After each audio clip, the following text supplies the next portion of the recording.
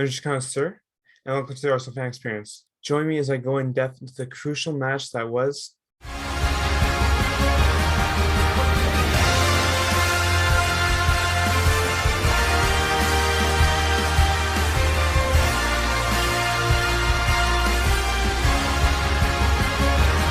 And as we get into today, I shall begin by looking back at the last matchup between Chelsea and Arsenal, in which Chelsea absolutely wrecked Arsenal, and uh, it's it's uh, it's common to forget about it because it was so early in the season. But in that game, Chelsea played with Arsenal. I remember vividly how Romelu Lukaku toyed with Rob Holding, and just uh, it was just an example of how Arsenal's uh, poor start to the season, and basically the personification at that point. A while as well, they have with their poor streak of late and going to Stamford Bridge, it didn't look like they were going to fare well against the confident against a confident top four team in Chelsea. And if they did lose today, it would be the first time in 27 years that they have lost four straight matches. And so they looked to change their fate. And particularly Zuka's starting 11 today, there was a couple promising changes, but I take that with a grain of salt. Take that with a grain of salt when I say that. As Rob Holding came in, as Ben White moved to right back to replace Cedric, and interestingly enough, Mohamed Elneny came in for Albert Lokonga. And with his little playtime, it's a shock that Elneny has not gotten more playtime this season. As when he does get on the field, he is very impressive for the most part. And it looked like his presence might inspire and give Arsenal a more fluid way of getting the ball out of their end, as they played in high end in West London. As we get into it now, Chelsea would have a great chance early on, as off a Reece James free kick, the ball would end up at the feet of Marcos Alonso, who had a ball on a platter. But fortunately, even though he had such a good chance, fortunately, Gabriel and the duo of Gabriel and Ben White would come to deflect it and putting it off onto the side netting, and play would continue from there.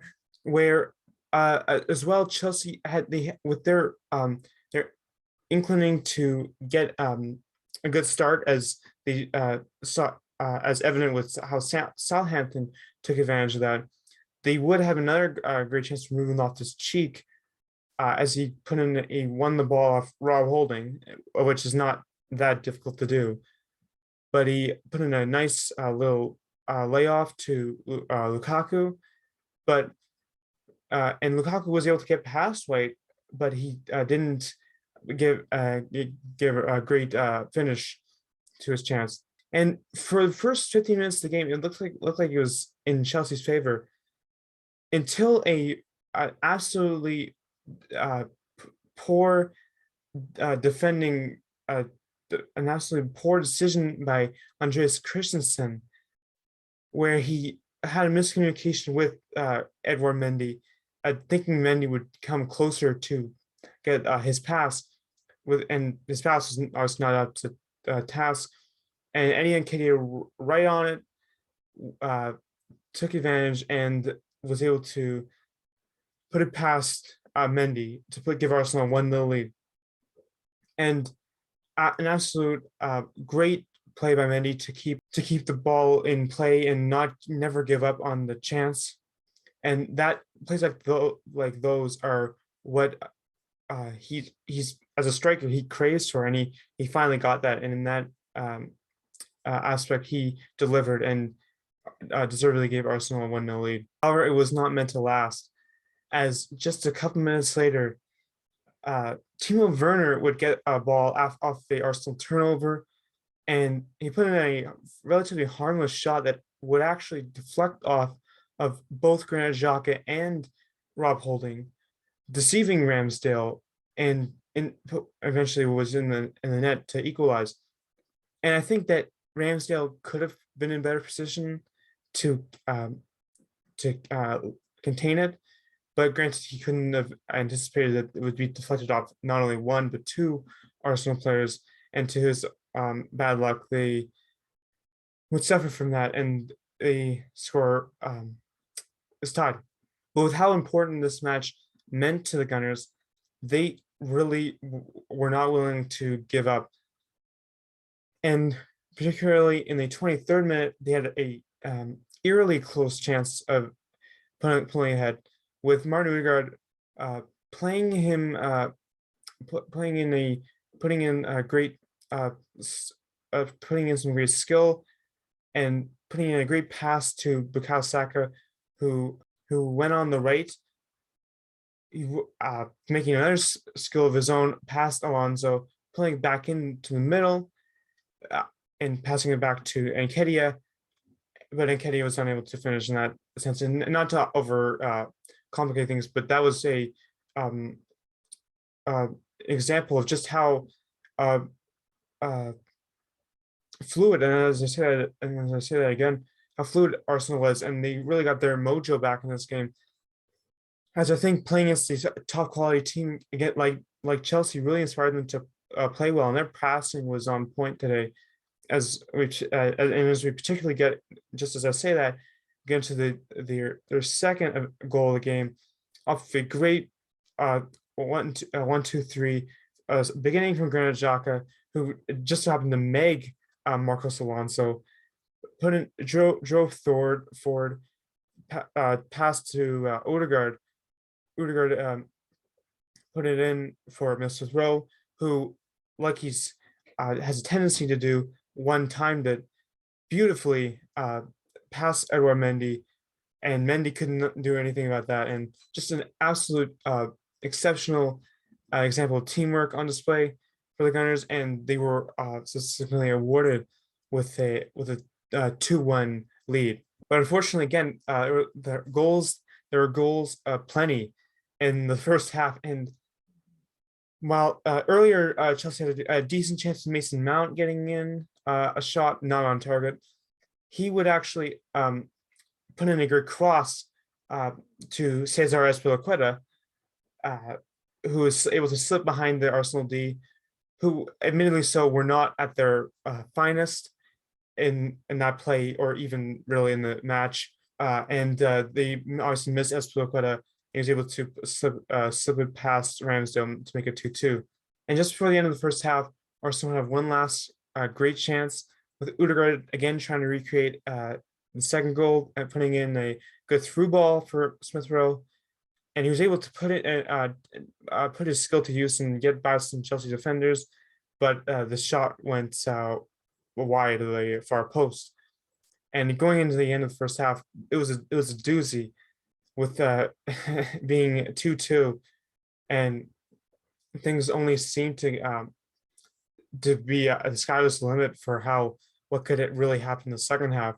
And so in the second half now, Chelsea will make the smart decision in substituting on Thiago Silva for Andreas Christensen.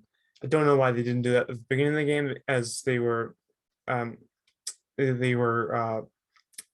punished as a result. But that didn't seem to make a difference, as again, there's just something about Arsenal's hunger in this game that was palpable, and unlike it looked like they had something to improve. And Eddie Nketiah, I mean, I had been praising him last match, but he did it again, and he came in, took advantage of a poor pass from Azpilicueta, and he played behind Reece James, bringing a little tic-tac-toe with Tavares, and Tavares giving a decent try to get it back to Nketiah, and it just so happened to go off Milan Sarr and back to Nketiah, and he was able to slot it home in the bottom corner to give Arsenal a 3-2 lead.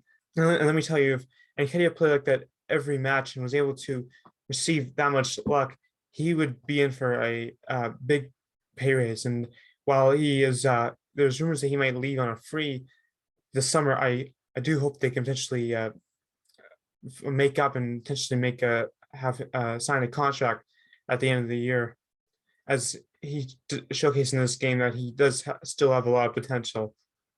Chelsea would not be done, and it would not be done in their attempt to attack, with Reece James putting in a great ball towards Alonso. The Gabriel was there to make a critical block, and in a game like this, he was significantly better than he had been the past few games.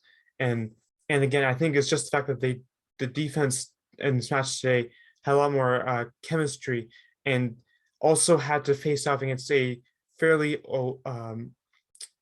weak and kind of a and real imposters in the attack, to be honest. And coming in on the field as a substitute, the penultimate minutes of the game included the likes of Cedric and Gabriel Martinelli, who did not start the last game, but he showed again some decent chances in the second half, and particularly with the two substitutes, their impact would be made relatively early into their tenure on the field, as Cedric put in a decent cross intended for Martinelli, but Nunes Ferris was able to keep it in.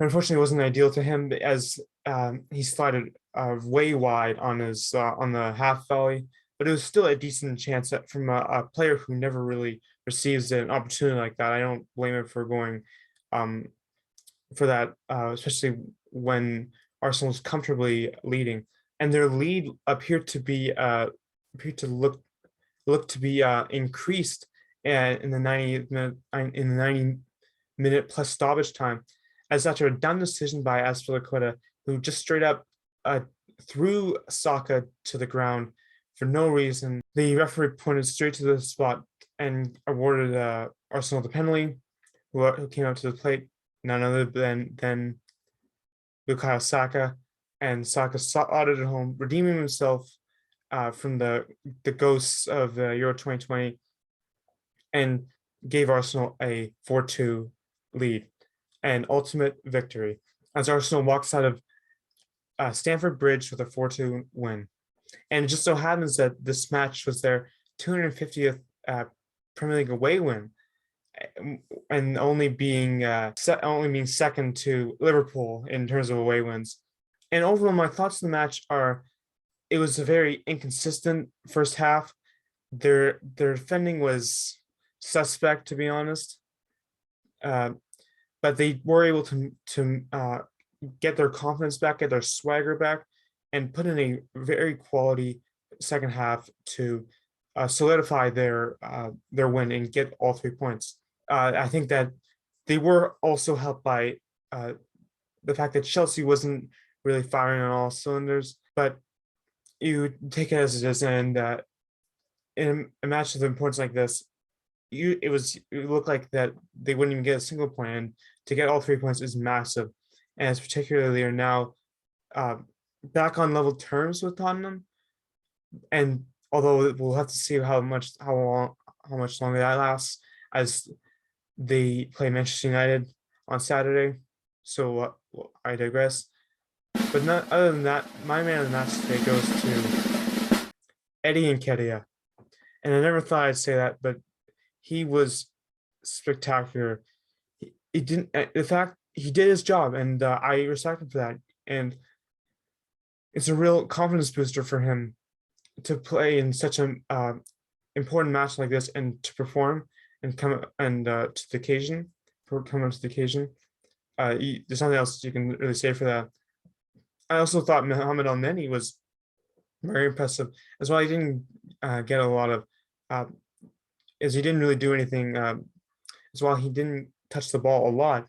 When he did, he made a lot of smart decisions that Arsenal could use from and could learn from, as evident from Sambi Lokonga's inferior performance last week. But overall, such a great game for the Gunners, and I look forward to when they do take on United on Saturday. So anyway, leave a like and subscribe if you enjoy my reaction, and join me next time as Arsenal takes on Manchester United.